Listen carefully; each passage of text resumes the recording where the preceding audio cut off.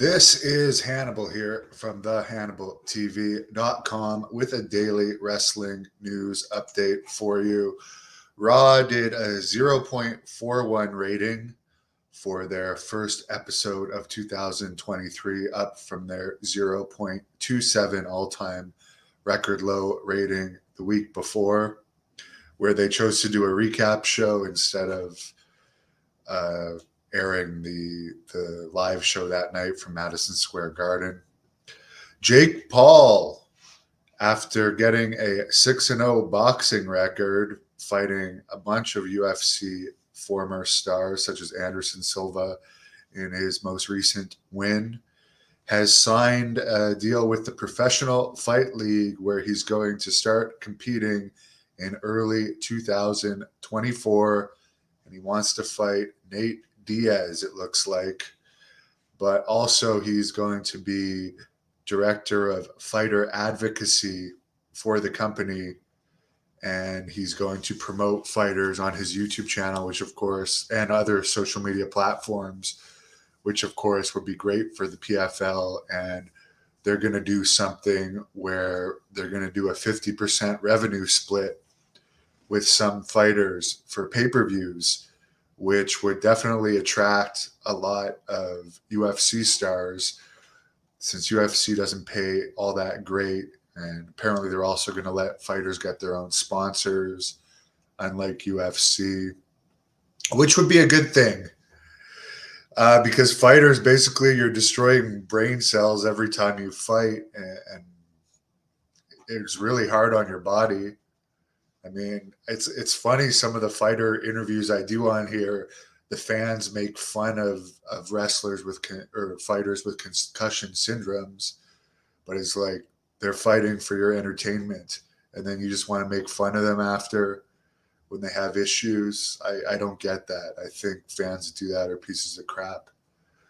But I think this could be good. Fighters definitely need to get paid more for what they put their bodies through.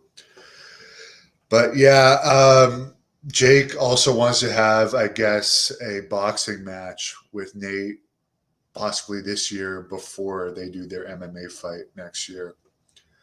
Apparently, according to Dave Meltzer, it's not looking like Sasha Banks is going to appear for AEW in the end, due to AEW wanting to sign her for at least a 3-year contract, whereas her New Japan contract apparently isn't going to be that long. It might only be for a few dates or a handful of dates, and she can probably make more money and get more publicity in WWE long term. By the way, Wrestle Kingdom 17 only had about 26,000 in the Tokyo Dome, which can hold over 55,000 for wrestling. New Japan, not in one of their high periods of popularity lately. Apparently, AEW and the Young Bucks contract ends, according to the Wrestling Observer, at the end of 2023. And they'll be free agents if AEW doesn't renegotiate their deals sometime in the next year. They did renegotiate Chris Jericho's deal long before his contract came up, so it's likely they're not going to want to lose the Young Bucks, but time will tell. WWE will hold their Money in the Bank pay-per-view July 1st in London, not at a stadium though, but at the O2 Arena, which is sure to sell out in record time. It's going to be their first full pay-per-view in the UK since SummerSlam 92 at Wembley Stadium. Batista has stated one of the reasons he left WWE is because they were giving John Cena all the movie opportunities within the WWE's movie division, and he felt that wasn't fair because he was one of the top stars at the time as well. Karen Jarrett is accusing Kelly Kelly of sleeping with Kurt Angle while they were still married, which Kelly Kelly is reportedly denying. I've heard that Kelly Kelly was with a lot of the wrestlers, but that's just rumor and innuendo. John Laurinaitis was scheduled to do some signings WrestleMania weekend, but apparently the person that booked him has canceled those due to negative publicity. Just for the record, I would be very interested in doing a shoot interview with John Laurinaitis. I would say that would be one of the big ones I would want for 2023 if I had a choice in it. And on that note, I'll be back later with more news.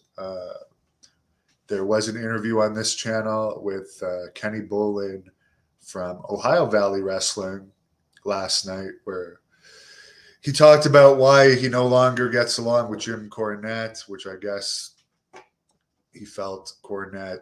Well, I'll let you guys listen to it. He also talked about, speaking of Batista, the famous Batista Ohio Valley Wrestling fight where he got beat up by a guy named Robbie Dix, who later had a controversial death in jail. And manager John Cena loving porn, and a lot of other stuff. I don't think Jake's going to take a pay cut to fight MMA at all. I don't think at all.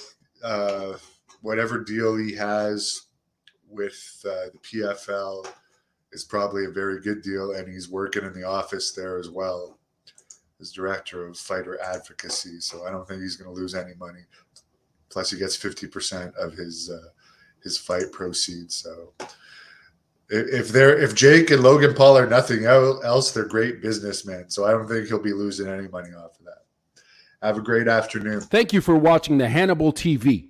Please like this video if you enjoyed it and click the subscribe button to not miss any of our latest shoot interviews.